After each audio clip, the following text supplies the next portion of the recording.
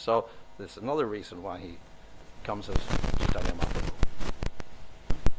And what is that type of happiness? What is the joy she experiences from seeing Krishna and serving him? That experience of Ananda. What type of experience is it? We look in the Ujjwal Nilamani of Jiva Goswami and Rupa Goswami, right? And there, Radha's love is considered to be the highest love of all because of the Ananda, the bliss. And as a result of the bliss, she has all sorts of symptoms which nobody else has. Now, what is that? What is that experience of joy?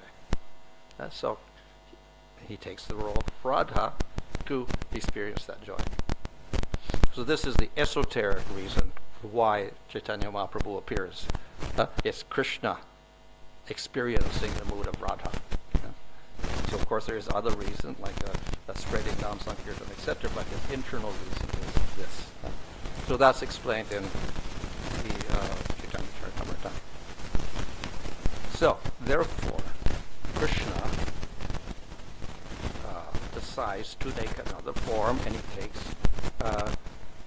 birth, or has his appearance in the womb of Sachimata, like the moon appearing from the ocean. So this way, Lord Chaitanya makes his appearance in this material world.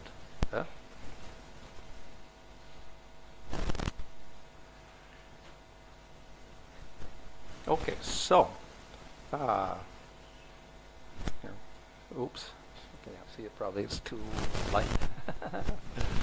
So, Chaitanya Mahaprabhu appears in the material world, but he is actually Krishna, and he's non-different from Krishna. Krishna is called Avatari, the source of all avatars. So Chaitanya Mahaprabhu is also called Avatari. So they're non-different. So he is Krishna, but at the same time, he has the mood of Radha. And therefore, he takes on the color of Radha. But actually, he's Krishna. So internally, he's Krishna. Externally, he has got the complexion of Radha. So he's like a combination of Radha and Krishna. So Gauranga is said to be a combination of Radha and Krishna. That's a rather unique combination. We know that Krishna, of course, is Swayam Bhagavan, and he's most merciful. But how do we approach Krishna? Through Radha. We get the mercy of Radha, we can approach Krishna. So we say Hare to get Krishna. Hare Krishna. So we call out to Radha first to get Krishna. But in the form of Gauranga, he's that combination. So he's both. We have the mercy of Krishna and we have the mercy of Radha in Gauranga. So a very, very special form. Okay, so they kind of merge. We say the tattva of Krishna and Radha merge into Chaitanya Mahaprabhu. Very, very special form. And he takes on the complexion of Radha as well as the sentiments of Radha. Okay. Another thing about Chaitanya Mahaprabhu is he is covered avatar. So this is in respect to scriptures, because scriptures say that the Lord cannot appear in Kali Yuga. He is Triyuga. This is the name of the Supreme Lord. So he doesn't appear in Kali Yuga. But then we will protest and say, well, we have a Kali Yuga avatar to propagate Nam Sankirtan 1,000 times in the day of Rama. What about that? So then it's explained that the Kali Yuga avatar is a Shaktavesh avatar. So it's not really Vishnu form or whatever, so it's still Triyuga. So the full avatars appear in 3 yugas and Shaktavesh avatar in Kali Yuga. So that's the normal case. But Lord Chaitanya is not a Shaktavesh avatar. He is not even an avatar, he's avatari. He is like Krishna. So very, very special. Still, he has to obey this idea of being Triyuga. So what does he do? He also covers up himself, and he doesn't act like God at all. He acts like a devotee of God. So we call him Bhakta Avatar. He is Avatar of the Lord, or Avatari actually, but Avatar also. And then he covers that up and says, I'm a devotee of the Lord, rather than proclaiming himself as the Lord. So that is to fulfill the idea that there in Kali Yuga, the Lord comes in a Channa form. So that's mentioned actually in here, Channa Kalo. In Kali Yuga, he comes in a covered form. And therefore, he is called Tri Yuga. So, Lord Chaitanya acts as a devotee, and we see that in many of his pastimes. Of course, we know that Lord Chaitanya sometimes does reveal himself as universal form or whatever, or as Nrsimhadev, Sadbhuj, and whatever. But this is all very private, and he doesn't do anything public like that. So it's right, secret. It's always very secret. And normally he's just acting as a devotee of the Lord. Yeah. So, in the 10th canto of Bhagavatam, when Garga Acharya comes and he gives names to Krishna and Balaram, very interestingly, he begins to describe the nature of Krishna, but in a rather indirect way, because he doesn't want to reveal that Krishna is actually the Supreme Lord, and that actually Krishna was taken from the prison house, and he was the son of Vasudeva and Devaki, and taken to the house of Nanda Maharaj, because Nanda Maharaj thinks that Krishna is my son. So he doesn't kind of really say Krishna is Bhagavan in one sense, but at the same time, yes, this child has appeared in other yugas in different colors, white, red, and he will appear in yellow form. But now he's appearing in the black form, Krishnatam Gata. So there, we see that Gargamuni is telling that the Kali Yuga form will be Pita, golden, not black as the usual form. And so this is an indication also of Chaitanya Mahaprabhu, special form for our particular Kali Yuga. So, and of course we have, in 11th Canto Bhagavatam, I was talking about Krishna Varnam, Tvisha, Akrishna. Tvisha means complexion. Akrishna means not black, golden or white, pale on complexion. But he is Krishna Varnam, which means, of course, it could mean Krishna color. Color is black, but it's a contradiction because it's Akrishna. So therefore it means he's in the class of Krishna, Varna of Krishna. Like we have Varnas, the Brahmana, Kshatriya, Vaishya, Sudra classes. So we have, he's in the class of Krishna. Yeah? Non-different from Swayam Bhagavan Krishna Avatari, but he is Akrishna. He is different color, different complexion. So therefore in this verse as well, we see that like the Garga Muni saying Kali Yuga avatar will be Pita, or yellow. So we find here in Bhagavatam, again, 11th canto, he is Akrishna. He is golden in color, not black. So, I've explained, and of course Chaitanya Charitamrita explains that Chaitanya Mahaprabhu is Krishna, but has the mood of Radha, and he has this golden complexion, because that is also the color of Radha, and he takes up the mood of Radha. At the same time, he does fulfill the role of the Yuga Avatar. And then he propagates Dham Sankirtan. But the other forms in Kali Yuga, 999 forms, they also propagate Dham Sankirtan. What is the difference? One difference, of course, is that Chaitanya Mahaprabhu propagates the name of Krishna. So it's not just Nam Sankirtan, it's Krishna Nam Sankirtan. Very special. Why? Because he is appearing after Krishna has appeared. Krishna appears at the end of Dwapara Yuga. Chaitanya Mahaprabhu appears at the beginning of Kali Yuga. So therefore, he is inspired by the appearance of Chaitanya Krishna, and he propagates Krishna's name. So Krishna only appears once in the day of Brahma. In all the other Dwapara Yugas, it's a different form. It's not Krishna. It's not Swayam Bhagavan Krishna. So this is a special form. And then, of course, Krishna appears as Chaitanya Mahaprabhu and propagates as a human devotee Krishna's name. So we have Krishna Nam Sankirtan. But we have another speciality, because, of course, Lord Chaitanya comes to the material world. He has the mood of Radharani, but he also, and he wants to experience the mood of Radha, etc. But also, he is considered to be most merciful, or audarja. And what is his mercy? He wants to give love of Radha Krishna to the fallen people of Kali Yuga. So that's his special mission. Not just Krishna, he wants to give Radha Krishna, which is natural because he has the mood of Radha himself as Chaitanya Mahaprabhu. And of course, because Gauranga is one that's more merciful, because he's a combination of Radha and Krishna, well, therefore he wants to give this to the people of Kali Yuga who are very unqualified. So he does this through the Yuga Dharma. How to give love of Radha Krishna to the people of Kali Yuga? Through the Yuga Dharma. So therefore, he gives the name of Krishna, but he also gives the name of Radha. So therefore we have Hare, Radhe. So we are calling out to Radha and Krishna. So in this way, Lord Chaitanya gives mercy to the people of Kali Yuga. He connects them with Radha and Krishna, not just Krishna. So very, very special.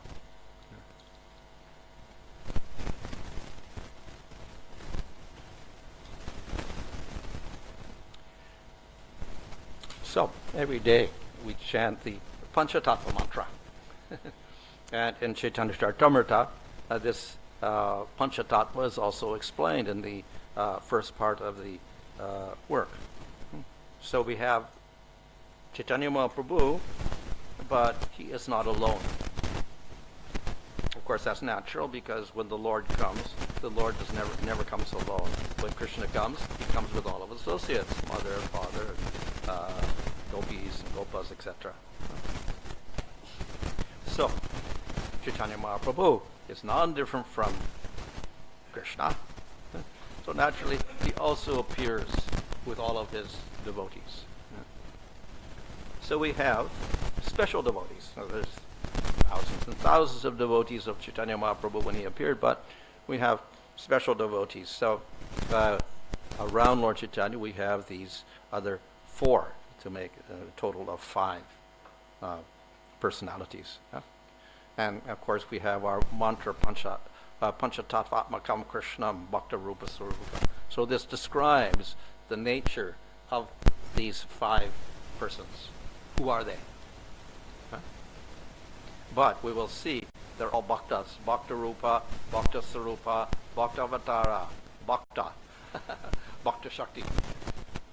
They're all forms of devotees, because Chaitanya Mahaprabhu is Krishna as a devotee, so all the other forms take the form of devotees also. They're all bhaktas. So we have Chaitanya Mahaprabhu, non-different from Krishna, Swayam Bhagavan. He's avatari, but he takes the form of a devotee. And we have, of course, we have his Shakti. Radharani is the Shakti of Krishna. So in another form, this Shakti Tattva becomes Gadadhar Pandit.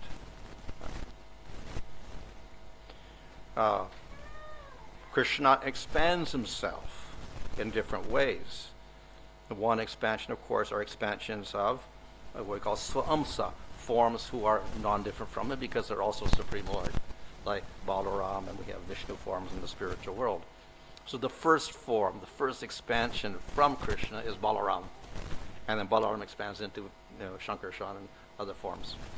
So first expansion is Balaram in the spiritual world, and we have Nityananda, who's non-different from Balaram. So that is, we call the Sarupa.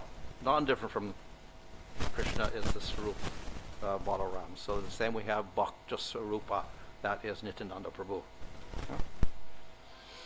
And then we get other expansions. So in the spiritual world, we have Krishna, Balaram, then we have Vishnu forms like Shankarshan, etc.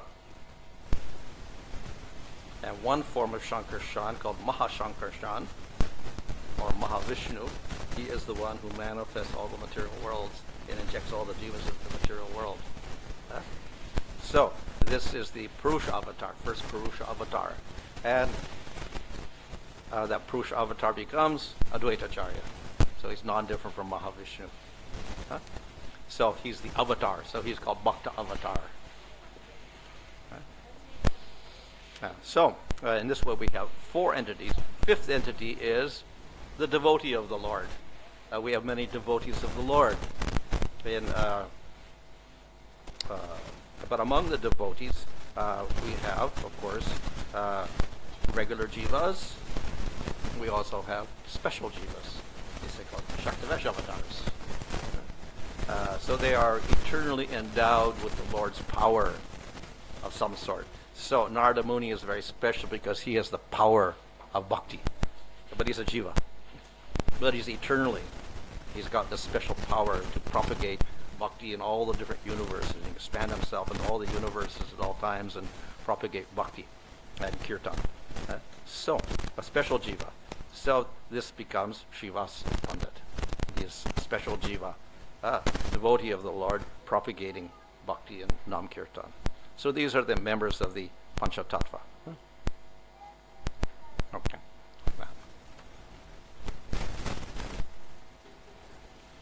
So the Supreme Lord comes into the material world, comes with his associates. Why does he need associates?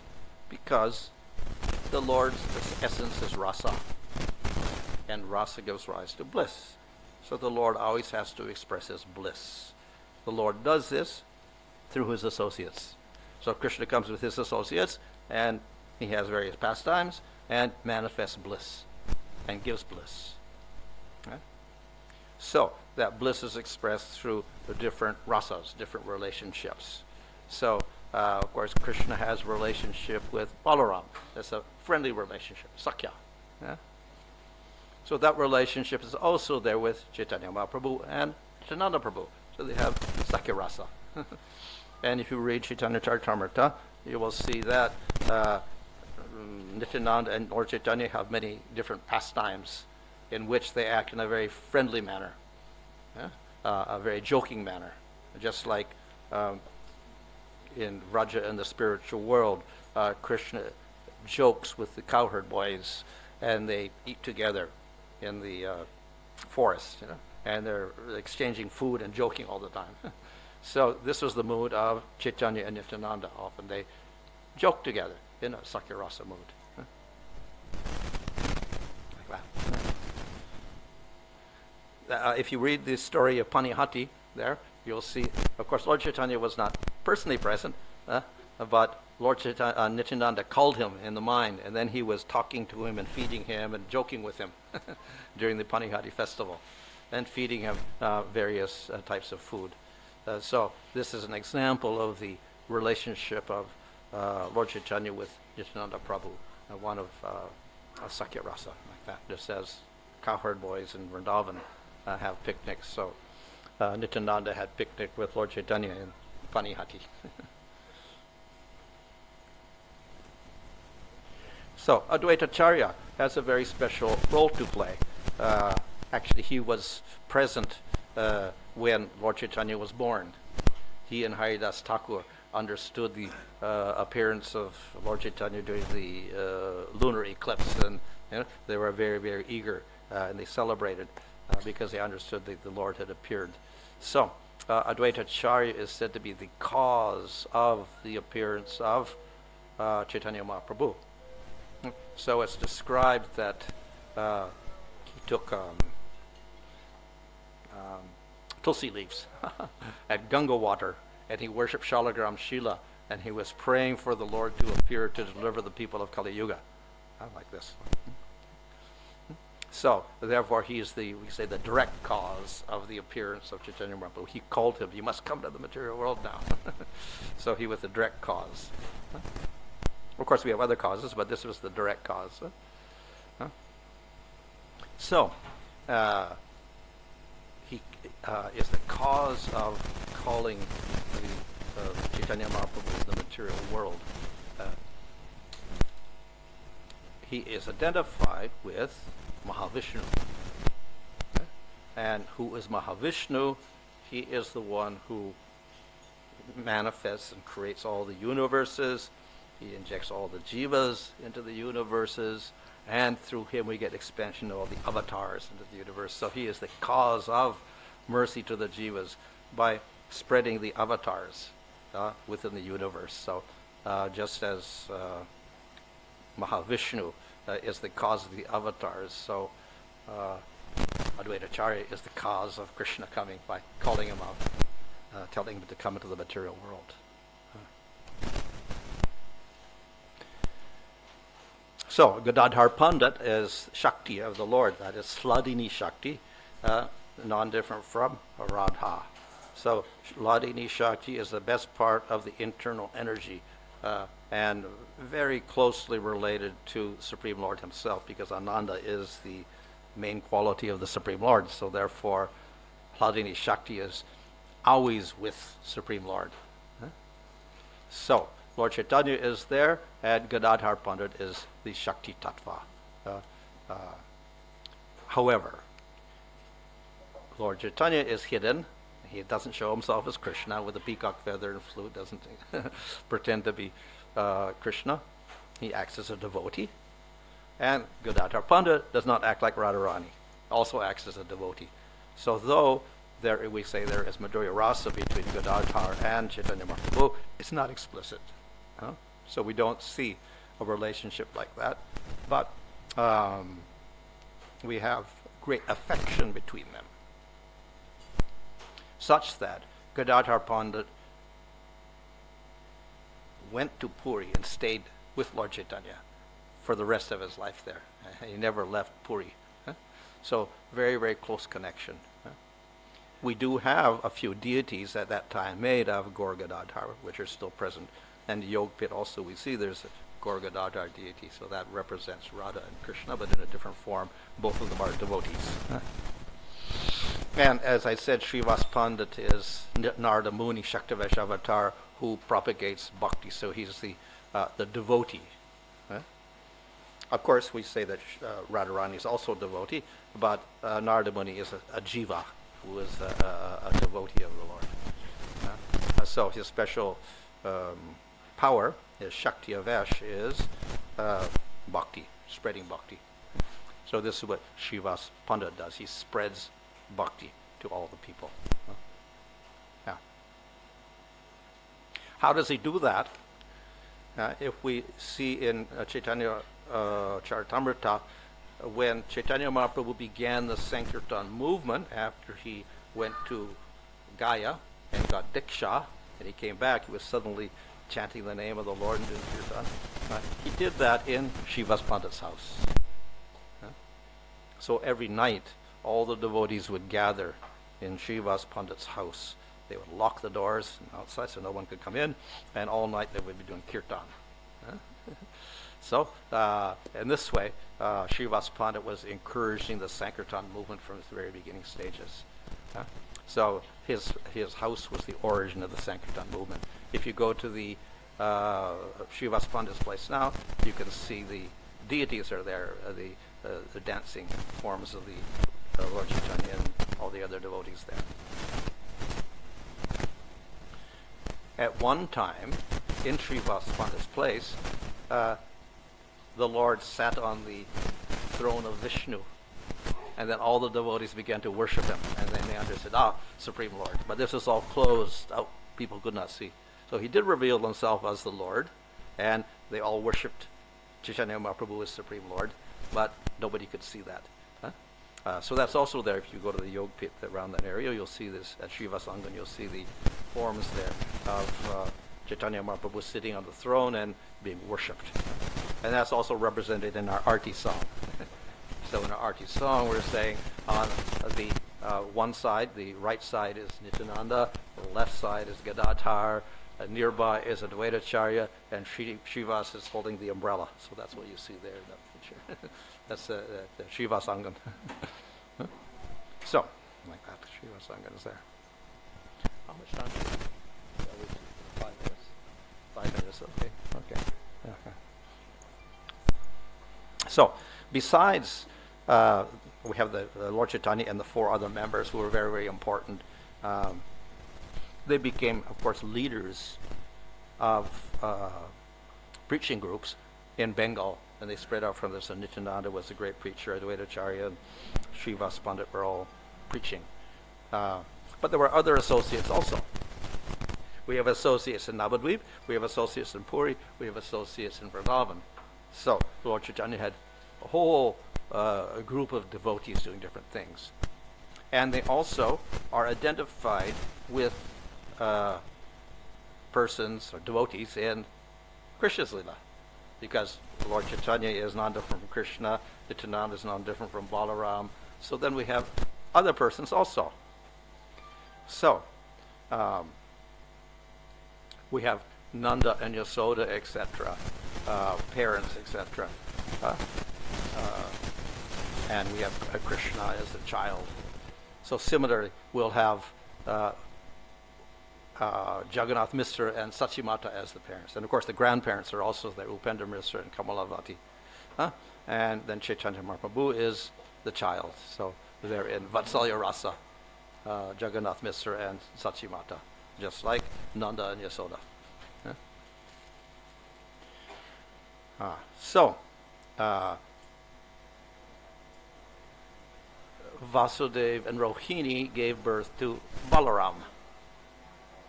So Nityananda had his parents, Harai Pandit and Padmavati, who are identified in the same way as the parents of Balaram. We have Radha and her parents are Vrishabhanu and Kirtida.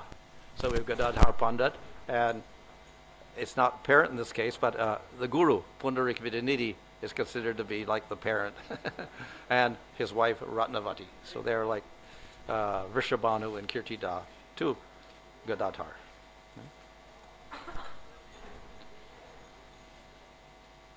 So Krishna didn't stay in Vrindavan. He went to Mathura, then he went to the Gurukul, and he was taught by Sandipani Muni. So Sandipani Muni is identified with Keshav Bharati, who gave sannyas mantra to Chaitanya Mahaprabhu. Garga Muni gave the name to Krishna and Balaram. So Nilamar Chakravarti is considered to be like Garga Muni, and his place is still there in Belpakur, which is near Mayapur. So in Vaikuntha, Vishnu has Lakshmi as the wife, but also Bhudevi. And so two wives are there. So you'll see at the Yog Pit, there's a form of Chaitanya Mahaprabhu, and there's Vishnu Priya and Lakshmi Priya. So they're like Bhu and Lakshmi. So this is at the Yoga Pit, you'll see this. And of course they call this form Gaur Narayan, because it's more like a Vaikuntha form. So Balaram married Ravati and Varuni. Nityananda married Janava and Vasudha. So Vasudha and Janava are equated with Ravati and Varuni, the wives of Balaram. So Narada Muni is there, and he has a friend Parvata Muni. So Srivas Pandit is there, and his brother was Sri Ram Pandit, who is like Parvata Muni, assisting him. Of course, we have other persons who are actually not in Krishna Leela, that is Hanuman. He is in Ram Leela. But in Lord Chaitanya's movement, we have Murari Gupta, who was a great devotee of Ramchandra. As such that Lord Chaitanya told him to worship Krishna. He said, I can't do that. I have to worship Rama. So, staunch devotee of Rama. So somehow, Hanuman ends up in Lord Chaitanya's Leela also. Haridas Thakur is identified with Prahlad because similarly, just as Prahlad was harassed by all the demons, etc., so Haridas Thakur was attacked by the Muslims and harassed by many people, etc. And also with that personality called Mahatma Brahma. Okay. So we have, in Vrindavan, we have some famous cowherd boys who are all in Sakyarasa. So in Lord Chaitanya's pastimes, we have 12 devotees who were in Sakyarasa, particularly with Nityananda Prabhu. because Nityananda has a Sakya Rasa with Lord Chaitanya, and then he gathers some followers. So they are like the cowherd boys of Vrindavan, 12 cowherd boys.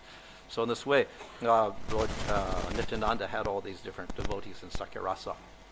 That mood of Sakya, of course, is not so much present in Gaudiya Sampradaya now. We have more the Madhurya Rasa and Manjari Bhav, etc. But for a while, the descendants from these Gopals, 12 Gopals, associate of Nityananda, they did have some Raganuga Sakya Rasa also. Yeah. So we have Veda Vyas at Krishna's time. We have Vrindavan Das Thakur, who wrote Chaitanya Bhagavat. So he is considered to be like Veda Vyas.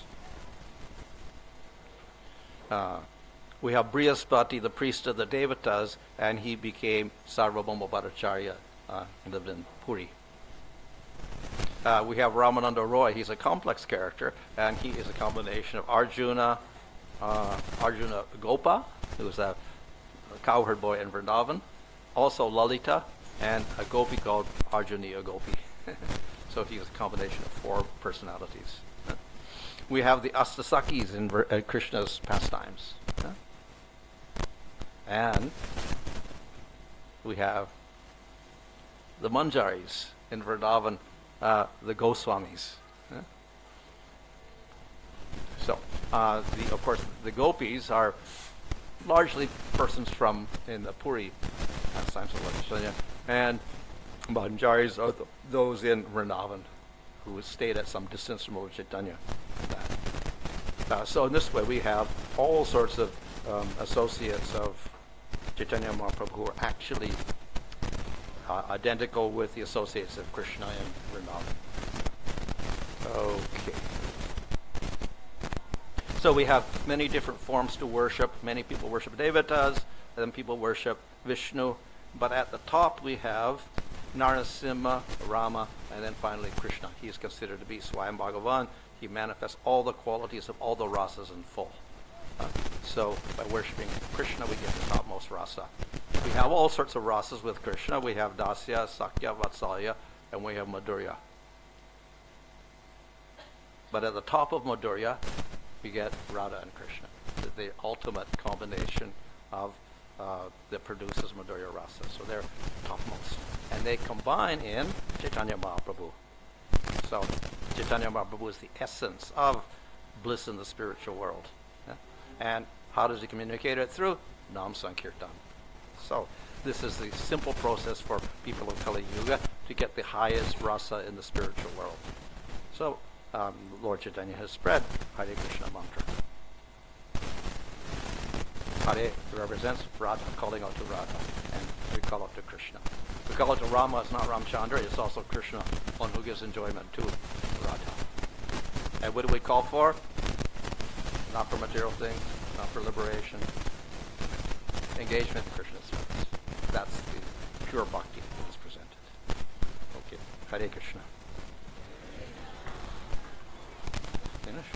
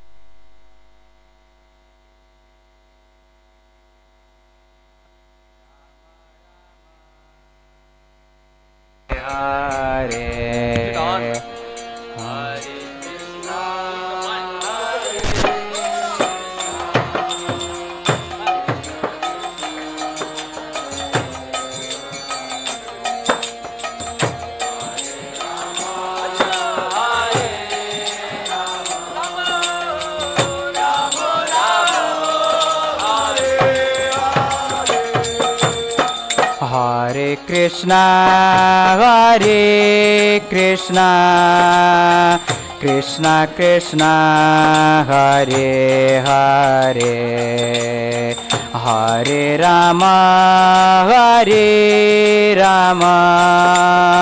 Rama Rama, Hare Hare.